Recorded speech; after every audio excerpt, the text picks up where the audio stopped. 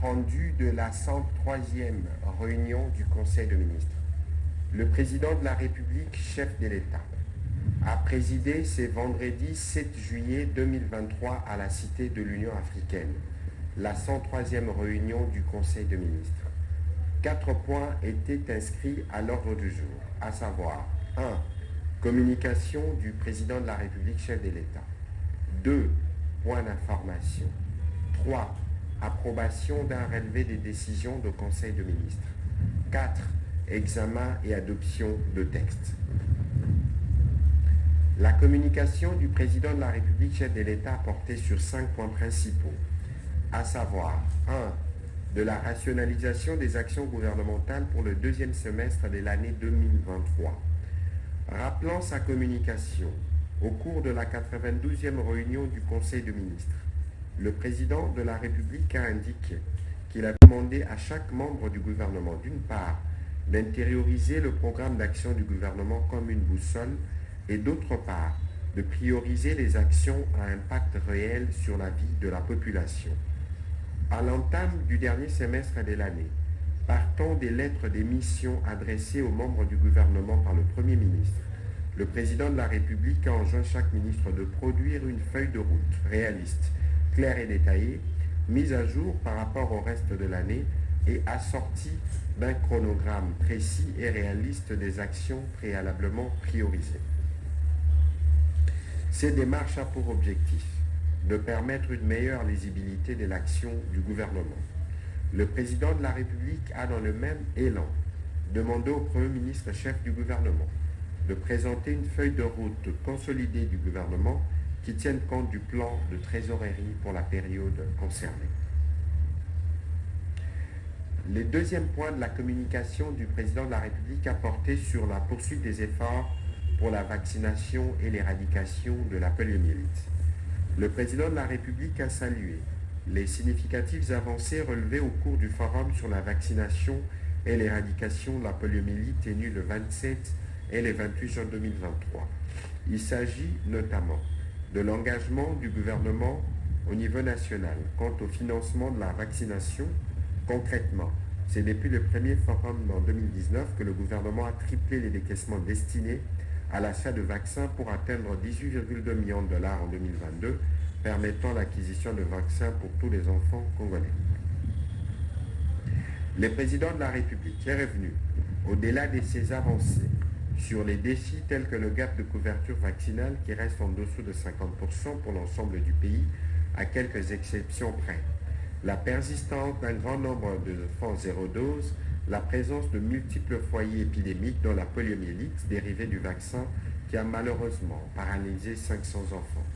Pour y répondre, il a invité le ministre de la Santé publique, Hygiène et Prévention à proposer une feuille de route pour des interventions en grand impact qui vont permettre au gouvernement de le relever et d'atteindre les objectifs fixés tels que l'éradication de la poliomyélite dérivée du vaccin d'ici la fin 2024, l'augmentation de la couverture sanitaire totale à 75% d'ici 2027.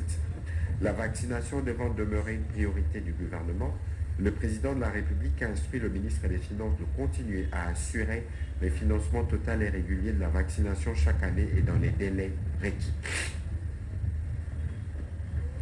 De la redynamisation du secteur culturel et de la gestion de conflits entre opérateurs. Revenant sur sa communication à la réunion du Conseil du 24 décembre 2021 sur le rôle de notre culture en général et de notre musique en particulier, comme à la fois une composante fédératrice de notre peuple et un élément capital de sauvegarde de notre unité nationale, le président de la République a noté, suivant les informations en sa possession, la persistance de plusieurs conflits internes entre opérateurs culturels, dont les artistes musiciens, dû notamment à la problématique de la gestion collective des droits d'auteur et droits voisins. La société coopérative créée à cet effet depuis 2011, en l'occurrence la SOCODA, plutôt que d'être les catalyseurs du développement de notre industrie musicale et du plein épanouissement de nos artistes évaluant dans les secteurs de la création d'œuvres d'art, et depuis sa création, en proie au tiraillement de tous ordres entre ses organes et leurs animateurs, non sans conséquences fâcheuses sur la continuité de l'exploitation de ces dernières.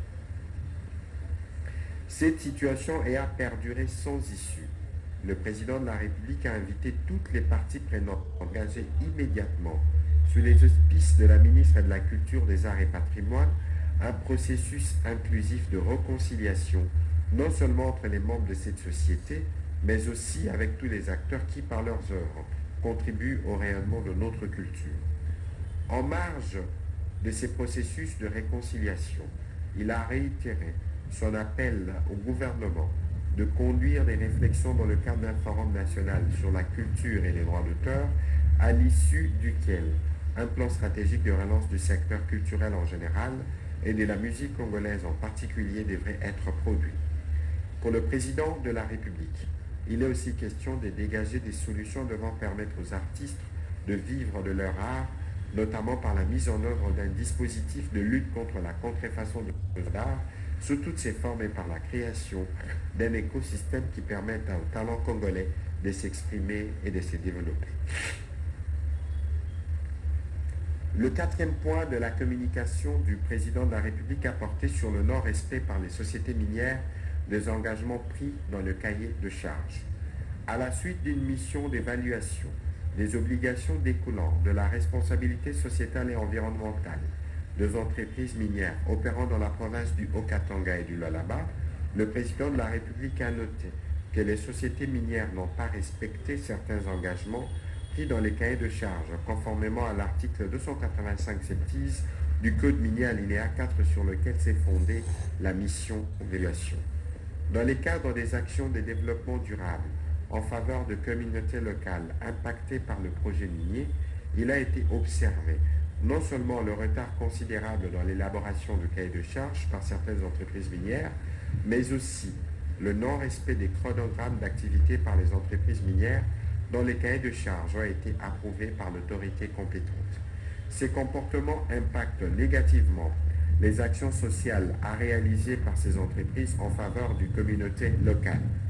Au regard du retard accusé par les entreprises concernées dans l'élaboration des cahiers de charges et l'exécution du chronogramme d'activité approuvé, le président de la République a chargé la ministre de Mines d'inviter toutes les entreprises minières déjà en phase de production de s'acquitter de cette obligation légale dans un délai bref et dans les cas contraires, de prendre des dispositions appropriées, notamment des sanctions, pour faire respecter la réglementation en la matière. Les derniers points de la communication du président de la République a porté sur les ambitions de la République démocratique du Congo dans les financements de la transition climatique. Le président de la République est convaincu du fait que notre pays, qui détient un capital naturel stratégique et qui doit jouer un rôle de leader en matière de protection de l'environnement, est appelé à évaluer les mécanismes existants en ce sens et les cas échéants, proposer des solutions novatrices susceptibles de mobiliser les financements dans ces domaines. Face aux limites d'intervention couvertes par les différents fonds publics liés au secteur de l'environnement, le président de la République a estimé qu'il serait indiqué de créer un fonds d'investissement pour la nouvelle économie du climat. Ces dispositifs s'aligneraient sur la nouvelle économie du climat, concept novateur préconisant les actions d'atténuation et d'adaptation à même de générer des bénéfices économiques et sociaux à travers les opportunités entrepreneuriales qui se créent grâce aux mesures de lutte contre les changements climatiques. C'est justement dans cette optique de promouvoir cette approche globalisante de lutte contre les changements climatiques qu'il a désigné une envoyée spéciale en la matière. En outre, l'objectif poursuivi derrière la création d'un fonds d'investissement repose sur la possibilité d'accompagner substantiellement les investissements privés liés à la promotion de la croissance bleue et verte dans les différents secteurs que compte notre économie. Le président de la République a instruit le ministre sectoriel directement concerné de tout mettre en œuvre pour permettre à notre pays de scruter les opportunités offertes en matière de financement de la transition climatique. D'autre part, il est attendu, sous la supervision du Premier ministre chef du gouvernement, de la ministre d'État, ministre de l'Environnement et du Développement durable, de procéder dans les meilleurs délais à l'évaluation des mécanismes existants dans les domaines du financement de la transition climatique en vue d'adapter la réponse de notre pays en la matière. Dans la suite de la communication du président de la République, Le Premier ministre chef du gouvernement a à son tour axé sa communication sur 3 points. En premier, il a fait les points sur les préparatifs du 9e jeu de la francophonie à 3 semaines du début de ces grands rendez-vous de tous les pays francophones. Il a aussi assuré que toutes les dispositions sont prises pour la préparation des athlètes que pour la réussite de ces Jeux.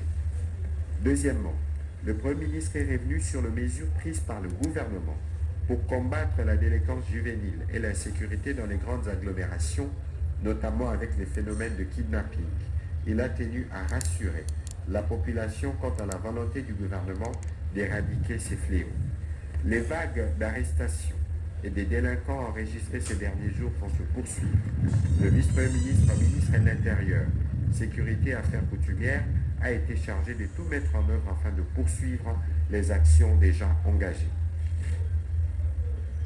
En troisième lieu, le Premier ministre chef du gouvernement a fait le point des conclusions des travaux du comité préparatoire de la table ronde sur l'état de siège dans les provinces de l'Ituri et du Nord Kivu, tenu du 19 au 23 juin 2023. Le rapport général, notamment sur les thématiques à aborder, le profil de participants ou les formats des travaux, a été transmis au président de la République, qui pourra convoquer le moment venu la table ronde proprement dite. Au deuxième chapitre du Conseil de ministres de ce jour, relatif au point d'information, État et administration du territoire, le vice-premier ministre, ministre de l'Intérieur, Sécurité et Affaires coutumières, a présenté au Conseil le rapport de l'État du territoire national. Celui-ci reste dominé par la poursuite des opérations militaires ordonnées par le président de la République, commandant suprême de forces armées de la République démocratique du Congo et de la police nationale, dans le cadre de l'état de siège dans les provinces de Nord Kivu et de l'Ituri. Il a indiqué qu'au cours de la semaine qui s'est terminée, l'état d'esprit de la population a été marqué par l'attente de la population des retombées sur les différentes rencontres du président de la République au cours des sommets de Luanda, Libreville, en rapport avec la sécurité dans la partie est du pays. La visite à Kinshasa du président sud-africain Cyril Matamela Ramaphosa, en rapport notamment avec l'engagement de son pays dans la recherche de solutions au sujet de l'insécurité dans l'est de la RDC. La rencontre entre le président de la Commission électorale nationale indépendante et les 4 leaders de l'opposition autour du processus électoral.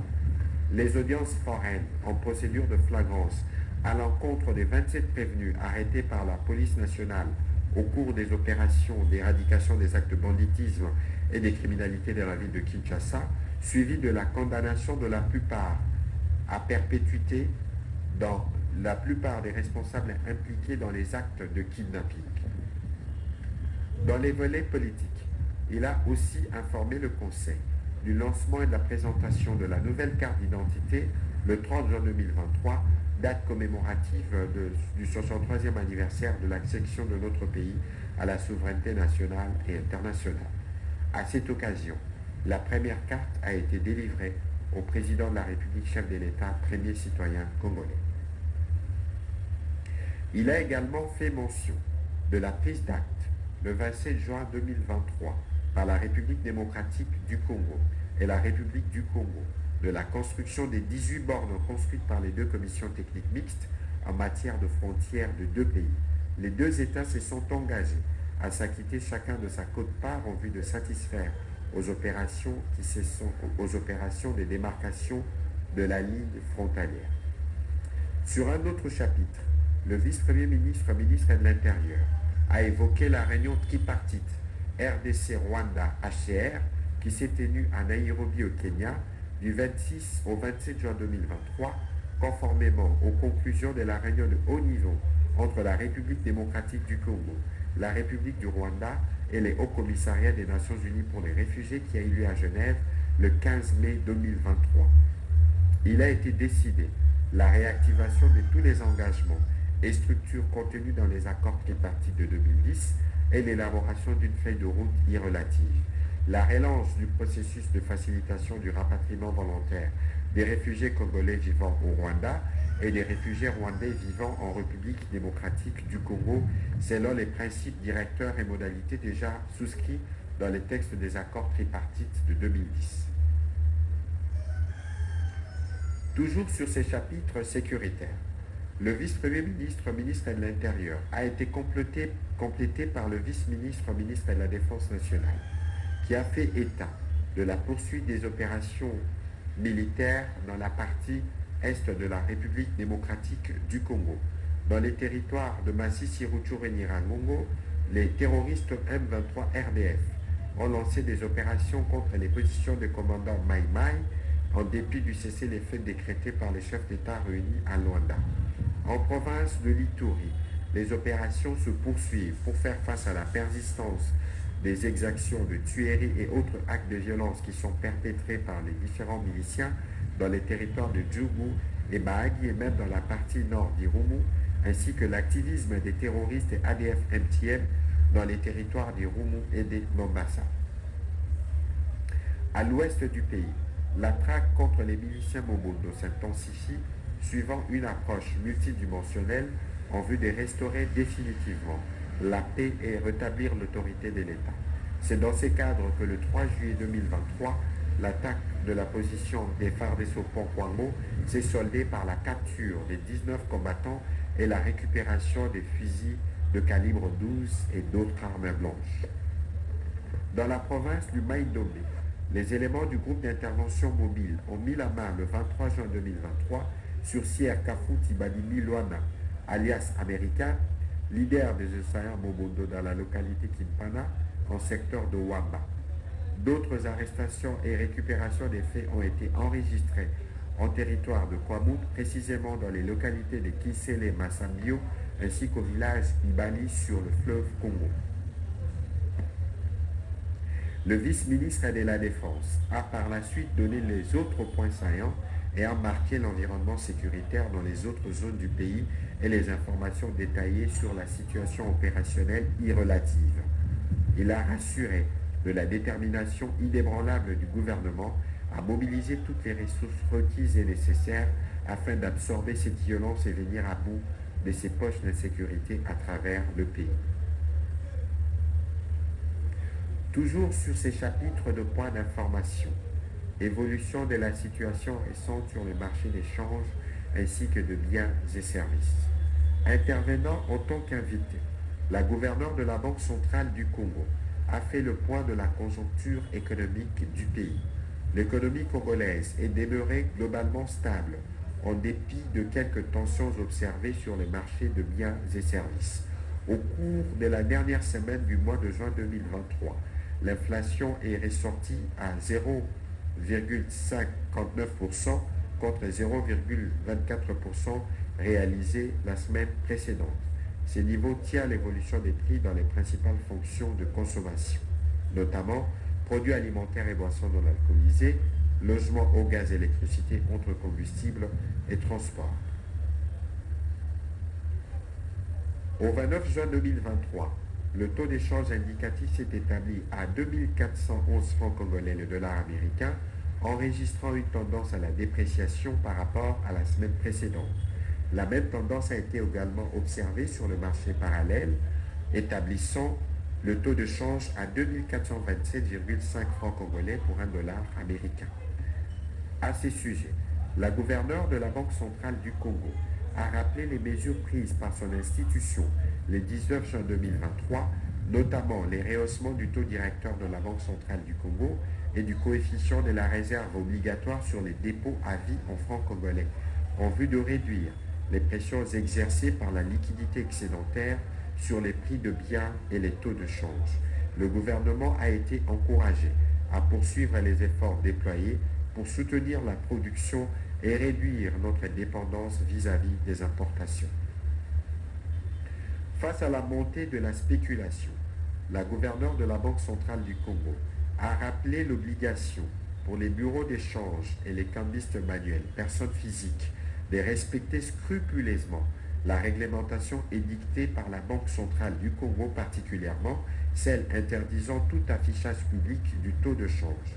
Dans les contextes d'une croissance mondiale atone et la persistance de pressions inflationnistes dans les grandes économies d'une part, de la persistance de pression sur les prix et les taux de change, de l'impact de l'inflation importée et de l'agression de notre pays par le Rwanda. D'autre part, la gouverneure de la Banque centrale du Congo a recommandé notamment le maintien de la coordination des actions au niveau des politiques budgétaires et monétaires et le maintien du pacte de stabilité consacrant les financements monétaires nuls du déficit de l'État. Le Conseil a pris acte de sa note d'information. Réalisation du projet Green Special Economic Zone of Ubangi. Le ministre de l'Industrie a présenté au Conseil la note d'information sur la réalisation du projet pilote Green Special Economic Zone of Ubangi dans son plan directeur d'industrialisation. Le gouvernement a divisé stratégiquement la République démocratique du Congo en 6 grandes zones industrielles, dont la zone industrielle nord-ouest qui comprend les provinces de Chuapa, Nord-Ubangi, Sud-Ubangi, Mongala et Équateur. Pour développer les potentiels économiques du Grand Équateur, dans le cadre de la connectivité, il y a lieu de développer les corridors économiques à impact régional, notamment les corridors RDC, RCA, Cameroun. Le ministre de l'Industrie a précisé que la valorisation économique de cet important corridor permettra à la Green Special Economic Zone of Ubangi, implantée de manière stratégique, à apporter des solutions aux enjeux régionaux liés aux accords de la zone de libre-échange continental africain-ZLECA dans la partie nord-ouest de notre pays. Il a sollicité le soutien du gouvernement pour les développements et la mise en place d'une infrastructure de base de la première phase de 53 hectares. Le Conseil a pris acte de ce rapport. Zone maritime d'intérêt commun entre la République démocratique du Congo et la République d'Angola. Le ministre des Hydrocarbures a fait les rapports au Conseil sur l'état d'avancement de ces dossiers à la suite de la mission qu'il a effectuée à Luanda du 19 au 22 juin 2023 pour la poursuite des travaux dans le cadre de la mise en œuvre effective de l'accord portant sur l'exportation et la production des hydrocarbures dans la zone d'intérêt commun entre l'Angola et notre pays, signé le 30 juillet 2007. Cette troisième réunion bilatérale, marquée par une évolution remarquable vers la concrétisation de l'accord évoqué, a permis aux deux parties de procéder à l'harmonisation de principes directeurs du contrat de partage de production que devront signer l'entité concessionnaire représentée par la RDC l'Angola et l'entité du groupe d'entrepreneurs dans son Angola et son Hydroc, en son membre représenté par l'opérateur Chevron. Il a été notamment convenu que les concessionnaires désignent le ministère des Hydrocarbures et l'ANPG en tant que titulaire de concession pour procéder aux travaux de prospection, d'exploration, d'évaluation, de développement et de production d'hydrocarbures liquides et gazeux dans la zone maritime d'intérêt commun. La répartition se fera à part égale, soit 50% de revenus du concessionnaire pour chaque pays. Les leaderships dans les négociations, soit la responsabilité du concessionnaire. Le ministre des Hydrocarbures a indiqué que cette étape primordiale d'harmonisation des termes du CPP franchi ouvre désormais la voie vers la finalisation de l'accord sur la gouvernance et la gestion de la zone économique, de la zone d'intérêt commun, dont la signature entre les délégués de deux gouvernements est prévue le 13 juillet 2023 à Kinshasa. Elle déclenchera à son tour les travaux des négociations du contrat de partage de production harmonisé entre les parties prenantes. Le Conseil a pris acte de ces rapports. Toujours sur ces chapitres de points d'information, situation humanitaire au terme du premier semestre 2023, le ministre des Affaires sociales, Action humanitaire et solidarité nationale a fait le point de la situation humanitaire en République démocratique du Congo. Situation particulièrement délicate au regard du nombre de personnes déplacées internes, estimé actuellement à près de 6 millions, et du grand nombre de personnes dans les besoins d'assistance, évalué à près de 26,5 millions. Il a indiqué que les pays font face à plusieurs défis dans les domaines de l'assistance humanitaire et dans plusieurs provinces. Les victimes de la guerre qui sévit dans la province du Nord Kivu, l'activisme de groupes armés, les exactions perpétrées à l'ouest du pays par la milice Mobundo, les populations affectées par diverses catastrophes naturelles, notamment les victimes des catastrophes de Calais. Selon le ministre des Affaires sociales, la riposte du gouvernement est orientée sur les crises majeures dans quelques provinces, notamment la province du Sud Kivu, à la suite du drame de Calais, la situation des personnes déplacées internes dans la province du Nord Kivu, la question de sécurité alimentaire au Tanganyika, la précarité de la situation des déplacés du conflit Teke-Yaka de Kwamut. Afin d'appuyer les efforts du gouvernement, les interventions des bailleurs et partenaires sont mobilisées pour la mise en œuvre du plan de réponse humanitaire 2023, laquelle riposte est abordée suivant l'approche triple nexus humanitaire, développement et paix et implique les actions dans d'autres secteurs autres que les actions humanitaires. Le Conseil a pris acte de ces rapports. Au troisième chapitre du Conseil de ministres de ce jour, relatif à l'examen et à l'approbation d'un relevé des décisions du Conseil de ministres, le Conseil de ministres a adopté les relevés des décisions prises lors de sa 102e réunion ordinaire tenue le vendredi 16 juin 2023. Au dernier chapitre du Conseil de ministres de ce jour, relatif à l'examen et à l'adoption de textes. Projet d'ordonnance-loi portant autorisation de la prorogation de l'état de siège sur une partie du territoire national. La ministre d'État, ministre de la Justice, représentée par le ministre d'État, ministre du Développement rural, a présenté au Conseil le projet d'ordonnance-loi autorisant la prorogation de l'état de siège dans les provinces de l'Ituri et du Nord Kivu pour une période de 15 jours prenant cours le 16 juillet 2023. Après débat et délibération, ce projet d'ordonnance-loi a été adopté. Commencé à 13h38, la réunion du Conseil de ministres a pris fin à 17h30. Je vous remercie.